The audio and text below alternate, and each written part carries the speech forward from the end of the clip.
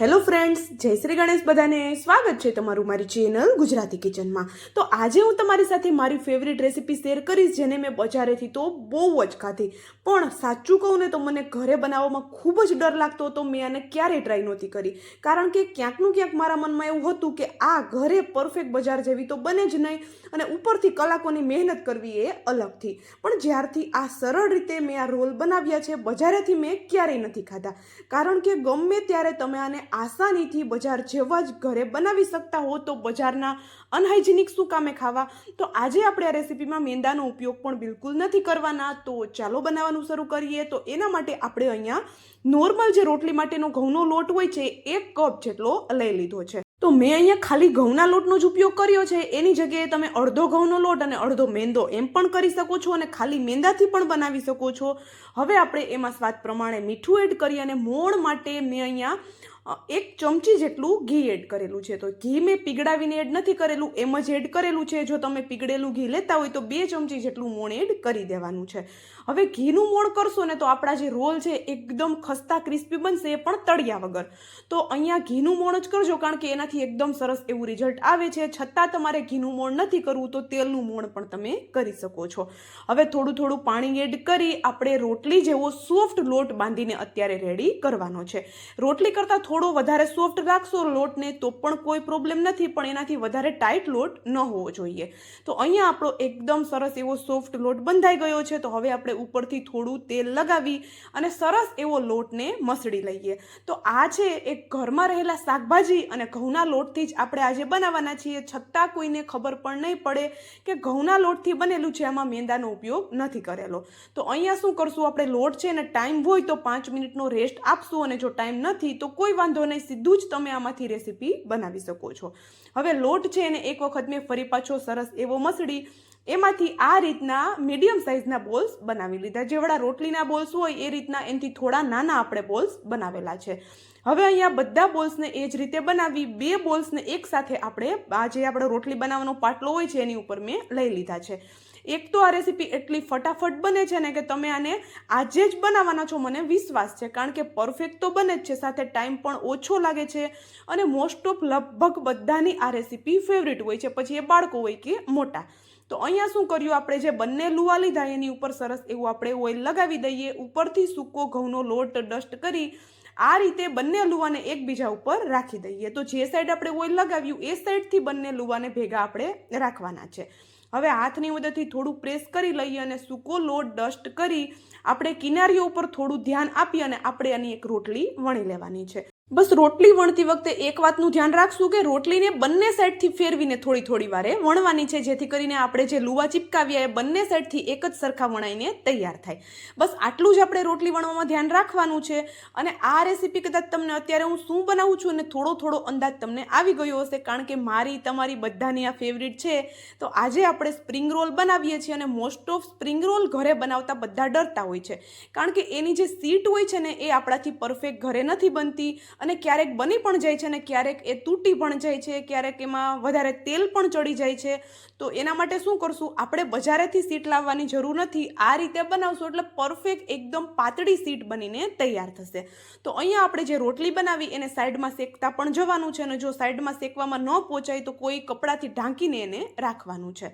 હવે ગેસની flame fast જ રાખેલી છે. તવા ઉપર રોટલીને આ રીતે બંને સાઈડ ફેરવી અને આપણે થોડી એવી શેકવાની છે, પ્રોપર રોટલીને નથી શેકવાની. તો આપણે જે આ તેલ લગાવ્યું હતું સેન્ટરમાં એના લીધે જો એકદમ સરસ એવી રોટલી છે ફૂલવા લાગશે, અને બંને રોટલી છે એકબીજાથી થોડી અલગ પણ થવા લાગશે. તો આ આપણું કામ છે ખૂબ જ સરળ થઈ જશે. એક સાથે આપણી 2 સીટ બનીને તૈયાર થશે, એ પણ કોઈ પણ જાતના ડર વગર પરફેક્ટ જ બનીને તૈયાર થવાની છે. તો તમે અહીંયા જોઈ શકતા હશો થોડી રોટલી અલગ થવા લાગી છે. તો આપણે હવે એને નીચે લઈ લઈએ અને આ રીતે આપણે એને અલગ કરી લઈશું. તો જોઈ શકો છો એકદમ આરામથી અલગ થાય છે. હાથમાં થોડું મને ગરમ લાગે છે એટલા માટે હું વચ્ચે રોટલીને છોડી દઉં છું, બાકી આ બંને સીટ એકદમ આરામથી અલગ થઈ જાય છે. અને જો મારો હાથ દેખાય છે ને એટલી પાતળી આ શીટ બનેલી છે. તો આ શીટ છે બહુ જલ્દીથી સુકાઈ જાય છે. તો ઉપરથી આપણે કોઈ વાસણથી કે કપડાથી કવર કરીને એને રાખવાની છે. તો સાઈડમાં હું એને શેકતી પણ જાઉં છું અને વણતી પણ જાઉં છું. તો અહીંયા જો મેં વણી શેકી અને રાખી દીધી હતી. તો હવે હું એને અલગ કરી લઉં છું. તો આરામથી અલગ થઈ જાય છે. તો બધી શીટ એ જ રીતે હું બનાવી અને રાખી દઈશ. ક્યારેક તમારે કેવું હોય, બહુ ઉતાવળ હોય અને આ શીટ બનાવીને જો તમે રાખી દેશો અને ઘરે કોઈ મહેમાન આવતા હોય અને તમારે બનાવીને ખવડાવવું હોય તો તમે 5-10 મિનિટમાં એને બનાવીને આપી શકો છો. જો શીટ તૈયાર હશે તો તમે ફટાફટ આને બનાવી લેશો. આમ તો શીટ બનાવવામાં પણ વધારે વાર નથી લાગતી. હવે આપણે એનું સ્ટફિંગ બનાવીએ. તો સ્ટફિંગમાં મેં સ્વીટ કોર્ન, કેપ્સિકમ અને ગાજર ત્રણેય વસ્તુને સાથે ચોપરમાં ચોપ કરી લીધા.